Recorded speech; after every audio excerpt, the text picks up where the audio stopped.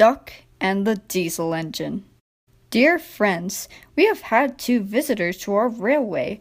One of these, City of Truro, is a very famous engine. We were sorry when we had to say goodbye to him. The other visitor was different. I do not believe, writes the Fat Controller, that all diesels are troublesome, but this one upset our engines and made Duck very unhappy. The author. Domeless engines.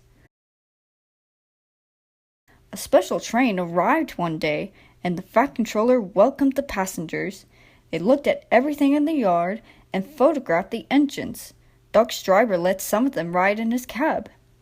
They're the Railway Society, his driver explained. They've come to see us. Their engine's City of Truro. He was the first to go 100 miles an hour. Let's get finished. Then we can go and talk to him. Oh, said Duck, awed. He's too famous to notice me. Rubbish, said his driver. Come on. Duck found City of Truro at the coaling stage. May I talk to you? He asked shyly. Of course, smiled the famous engine. I see you are one of us. I tried to teach him our ways, said Duck modestly. All shipshape and Swindon fashion, that's right. Please, could you tell me how you beat the Southwestern? So City of Truro told Duck all about his famous run from Plymouth to Bristol more than 50 years ago. They were soon firm friends and talked Great Western till late at night. City of Truro left early next morning. Good riddance, grumbled Gordon. Chattering all night, keeping important engines awake. Who is he, anyway? He's City of Truro. He's famous. As famous as me? Nonsense. He's famouser than you. He went 100 miles an hour before you even drawn or thought of. So he says. But I didn't like his looks. He's got no dome, said Gordon darkly. Never trust domeless engines. They're not respectable.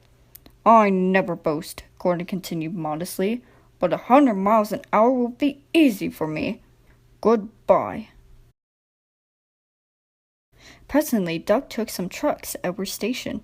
He was cross, and was lucky for those trucks that they tried no tricks. Hello, called Edward. The famous City of Truro came through this morning. He whistled to me. Wasn't he kind? He's the finest engine in the world, said Duck, and he told Edward about City of Truro and what Gordon had said. Don't take any notice, soothed Edward. He's just jealous. He thinks no engine should be as famous as him. Look, here he comes now. Gordon's boiler seemed to have swollen larger than ever. He was running very fast. He swayed up and down from side to side as his wheels pounded the rails. He did it, I'll do it. He did it, I'll do it, he panted. His train rocketed past and was gone. Edward chuckled and winked at Duck. Gordon's trying to do a City of Truro, he said. Duck was still cross. I think he'll knock himself to bits, he snorted. I heard something rattle as he went through. Gordon's driver eased him off. Steady, boy, he said. We aren't having a race.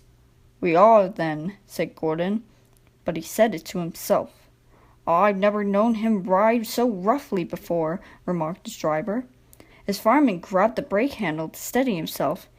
He's giving himself a hammering, and no mistake. Soon Gordon began to feel a little queer. The top of my boiler seems funny, he thought. It's just as if something was loose. I better go slower. But by then, it was too late. They met the wind on the viaduct. It wasn't just a gentle wind, nor was it a hard, steady wind. It was teasing wind, which blew suddenly in hard puffs and caught you unawares. Gordon thought it wanted to push him off the bridge. No, you don't, he said firmly. But the wind had other ideas. It curled round his boiler, crept under the loose dome, and lifted it off and away into the valley below. It fell on the rocks with a clang. Gordon was most uncomfortable. He felt cold where his dome wasn't, and besides, People laughed at him as he passed. At the big station, he tried to wheesh them away, but they crowded round no matter what he did.